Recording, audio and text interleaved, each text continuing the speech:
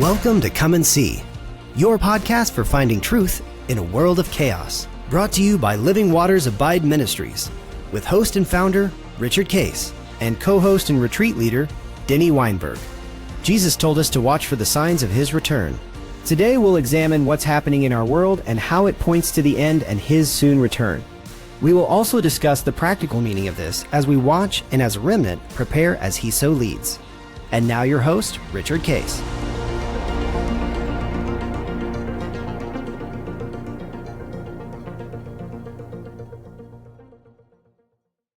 Well, good morning, everybody. This is End Times Friday, and Denny and I are co-hosting another couple of sessions here coming up today and next week of kind of various topics of catching up on certain things, and to, kind of what we try to do is just bring out current events, and then how do we look at them, how do we observe them, and what does God want us to pursue with them? So Denny, it's good to see you again. And how's things out there in California? Well, weather's wonderful. Somehow we avoided this horrible heat wave that the time we're recording has just been passing all through the United States, and we seem fine here. And 4th of July was a great holiday to celebrate, and it's all is good from that standpoint.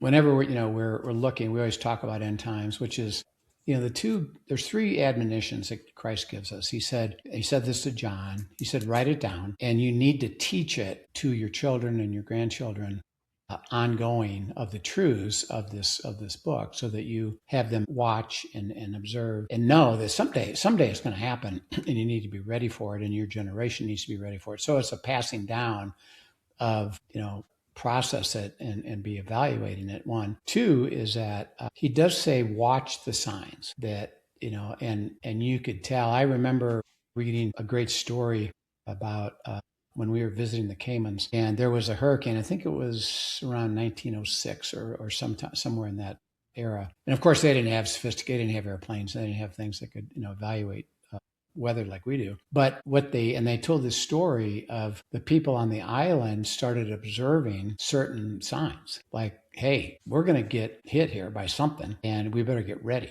And so they observed a signal, and the signal kept getting stronger and stronger, so that as it approached, they took shelter, and they moved to higher ground, and a variety of things, because they watched the signs, And I think that's what God is telling us, is that, keep watching the signs. It may seem normal and clear, but all of a sudden you're going to see things that have you pay more attention, because it is getting closer, and someday it's going to happen. So it's getting closer. And then third is that he says, I want to have you receive wisdom, so that you're not living in fear. You don't stop living. At the same time, you don't ignore, what's coming up, which he talks about wisdom. So I'd like to start with just a couple verses that we'll do this week and next week, but this is in Proverbs 1.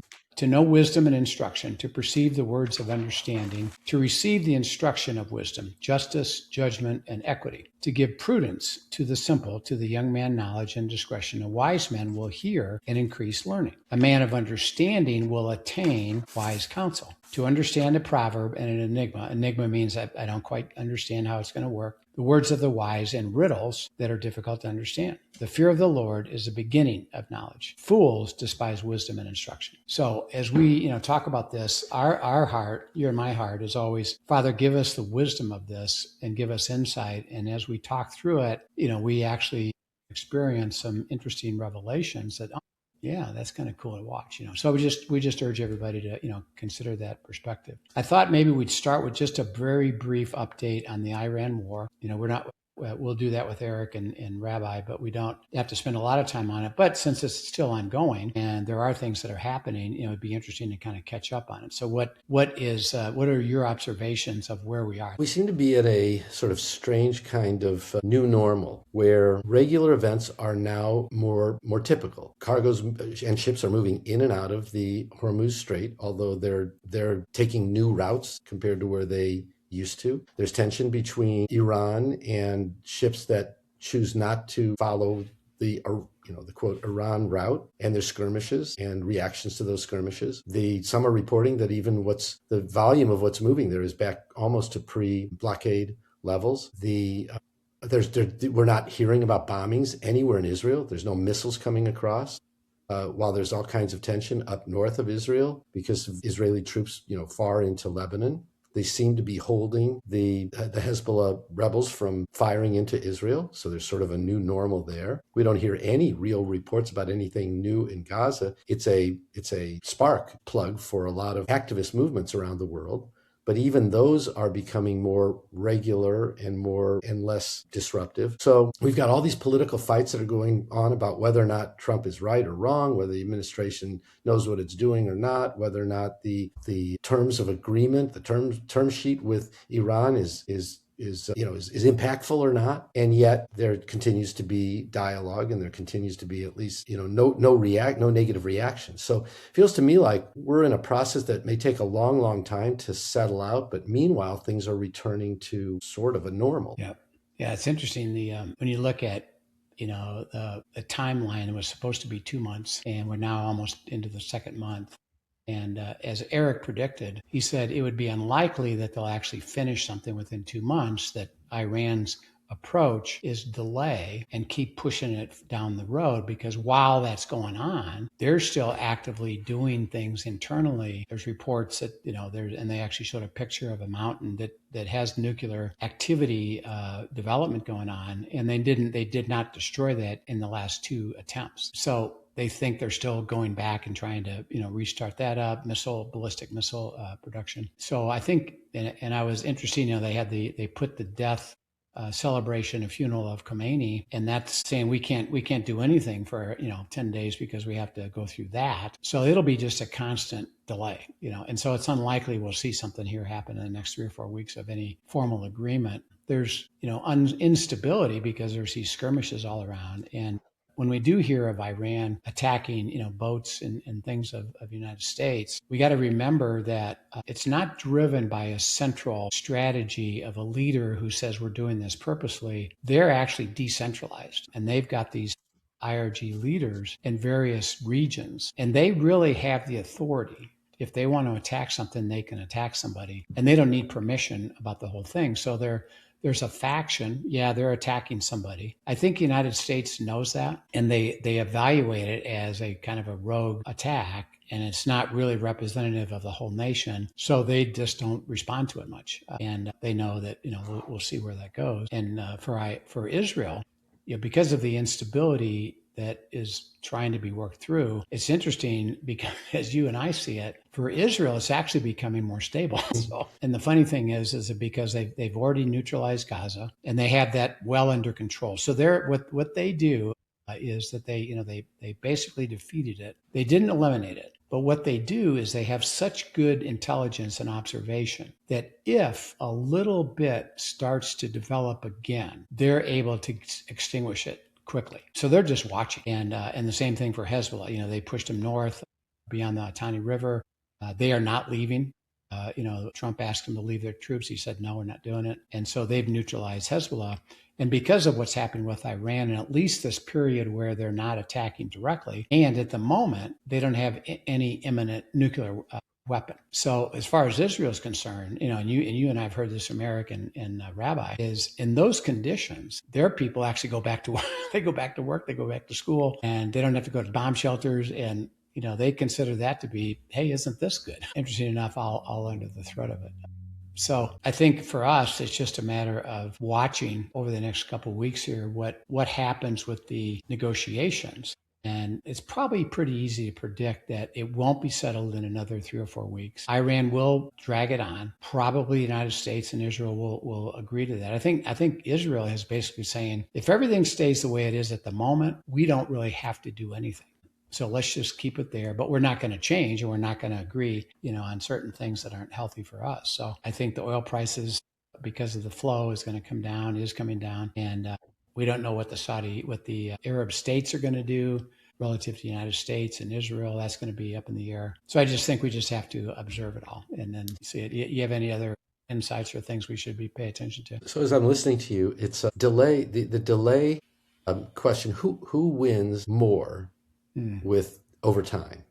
Yeah. It's an interesting question because you, as you said, it's the nature of Iran to say we put anything that is structural on hold, delay it forever, And during that time, we can, and they've got a long list of what they can accomplish during that. Maybe we can start, centrifuges back up. Maybe we can start, building missiles. Maybe we can equip some of our proxies, without being caught. Those are harder because there must be some visibility. You got to believe that our intelligence in Iran is pretty, between us and Israel, is probably pretty impressive. But there's also the value for the United States and others that are on the other side in Israel.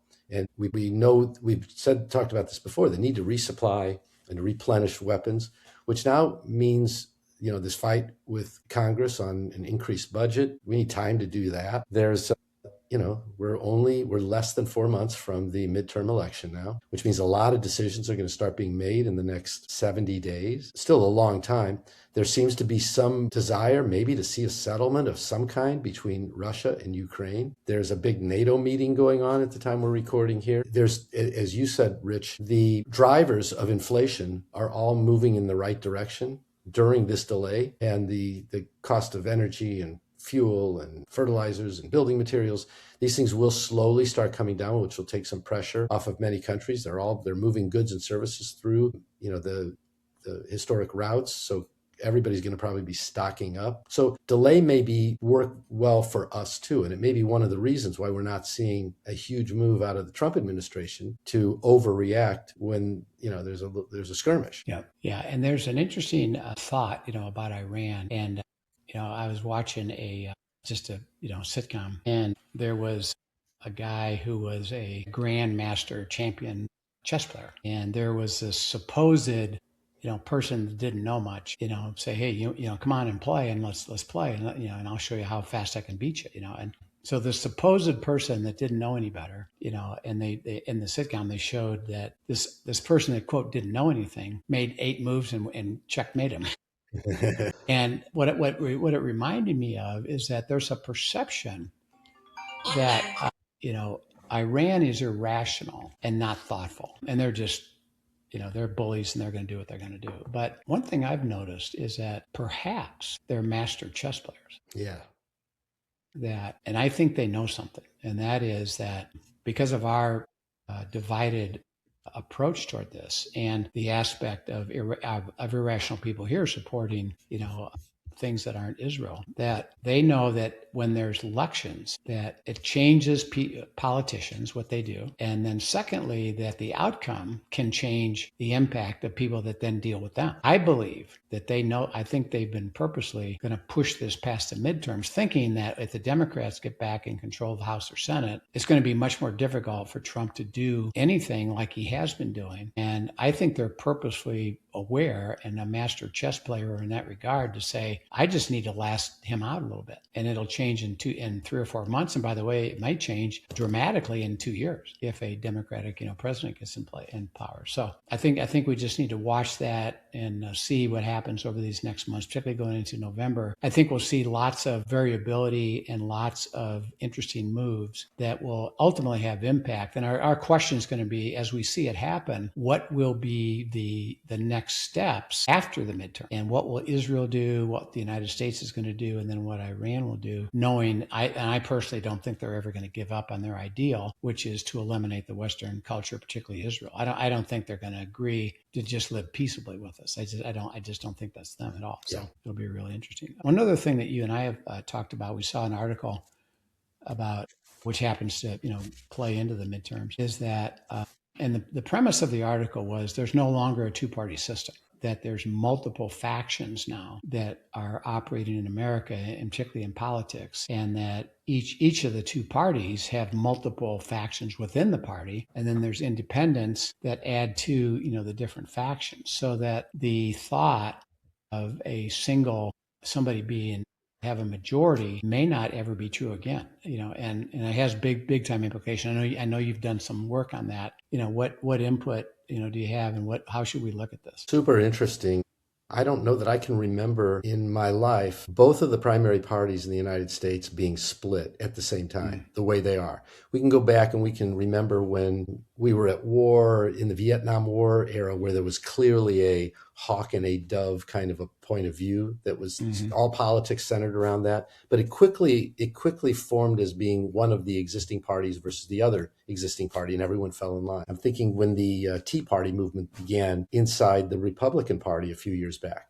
And it really was a split of the Republican Party. But the Democrat Party, that was very unified idea in terms of issues and ideology, took advantage of that. What we're looking at now is both the Republican Party being split and new figures appearing that are pulling otherwise normally conservative or Republicans one way or the other within the party. And at the same time, something is happening inside the Democrat Party that's as extreme, if not more extreme, this difference between liberalism and democratic socialism, or even more extreme. So they're both happening at once. And I think that is in this article that you and I read, pointed this out, that we're really seeing not necessarily the demise of two parties, but in reality, the two parties becoming four parties fighting for two parties worth of money and influence and leadership. Yeah. Yeah. And as we think of, therefore, what Christ told us is that a house divided cannot stand. And so the interesting thing for me is that, and I've seen this now for about 20 years, is that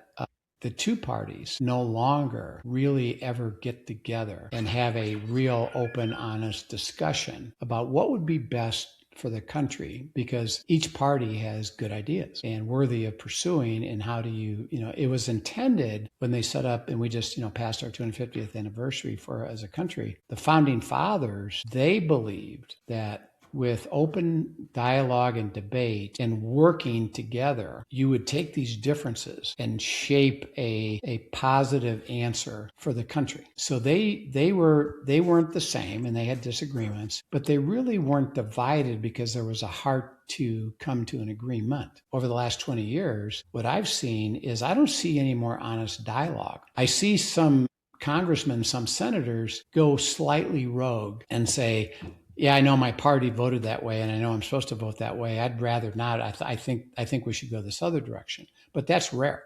Is that if the party says you vote this way, it doesn't matter. You're just divided. And I saw it in clarity when this is when Trump's last term before this one, he had to nominate a Supreme Court justice, and now he's got a list. He hasn't announced the person yet. It's coming. It's going to come in a couple of weeks. And I'm talking what happened back in 18, I think it was. And they didn't know who it was. They knew nothing about it because they didn't know who it was. But prior to them making who it was, they're already protesting him having a justice there because their party said, no matter who he says, you got to oppose it. And I thought, wait a minute, you don't even know anything about the guy, and you haven't heard anything he had to say yet. And so it's really interesting, that we have a division, but here's the implication of this. We already had division. Now with splitting, the parties themselves that have been in opposition to each other are now having division within their place. So that takes division now deeper, and you have factions that are going to fight for position. So like you think of socialist,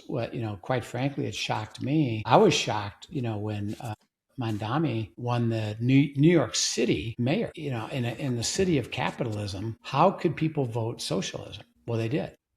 But now that movement is gaining some traction around the country. So like here in Colorado, a couple of socialists got, and right now they've won their primaries. Now it'll be interesting to see, does it play out in the actual midterm election? Do they actually get all the way of winning their seat, or is it just a growing, faction? But now it's not just Republican versus Democrat. We're observing right in front of us, Democrat against Democrat, Republican against Republican, which divides it even deeper. And there's more and more factions involved. So if there's more and more factions involved, well, how do we come back to agreement? It's going to be very, very difficult, which means a couple of things. Some things will get through that may not be very popular. Number two is we'll go into stalemates and nothing will happen. So it'll just go on and on and on, and nothing new will happen, and nothing will be resolved, and even a good idea won't get to the table because of it, because of the division, and where a house divided, will fall. And the least impactful we are, particularly amongst the younger generation,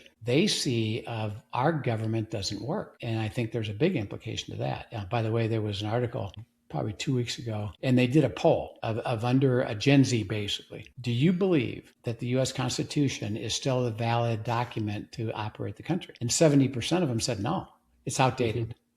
it should be replaced, which means a willingness to go to a whole new brand new system, but that new system is going to be built by factions, and it won't be a solid core of value. It'll be a splinter of all these different ideas, that we try to get. Yeah. And so I think the implication is, and what I see is, as they are able to do less and less and less, the people of that population begin to recognize they can't get it done. So when an economic collapse comes and the one world government is proposed, I believe it sets the stage for everybody. And by the way, everybody agrees, hey, you know what? Let's let them do it. And let's follow that program, because that'll work. And interesting enough, and this is just a pure, what they call a tautology, a truth. If you control the whole system, it'll work. Mm-hmm. Now, it may not work completely like, capitalism or equity building or anything, but if you really control the whole thing, it'll work because you can manage the whole unit. So I see this dragging us into deep, deep division, and out of that, interesting enough, will come an agreement to one world government. Rich, one other thing, and I know we're running short on time here, but one other thing to layer on top of that, which is what if you think about it, we're really observing this over the last couple of years. It's these fights over, what is good, what action should be taken next. They're falling down on the rung. What actually takes place in Congress, what decisions are made, what bills are voted on. And we're judging the quality and the capability of our elected officials by how mean they're willing to be in the fight. It's about the fight on both sides. So what this means is the reason people would get together with different points of view and try and reach compromise, that's also diluted, because what voters want to see is that the loudest voice with the meanest fighter is respected. So you don't have to win your point of view. You just have to fight harder than the next one to get elected. Mm-hmm. Right. And it's okay to be irrational.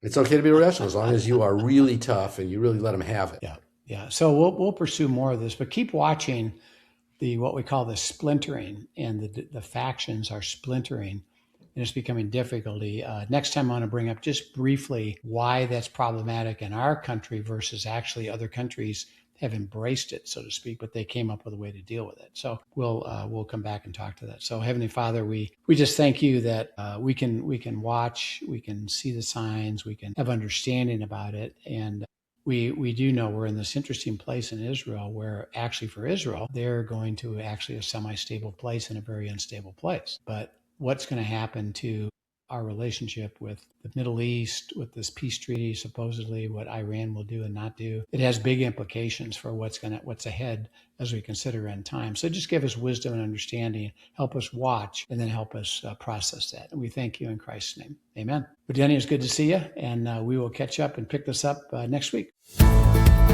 Thank you for joining us for today's episode of Come and See, your podcast for truth in a world of chaos.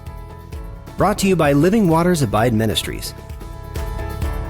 Send us your questions and comments, and tune in tomorrow for more answers to your personal questions about living life in God's truth. Remember, God's will is best and none better. His truth brings peace in this world of chaos.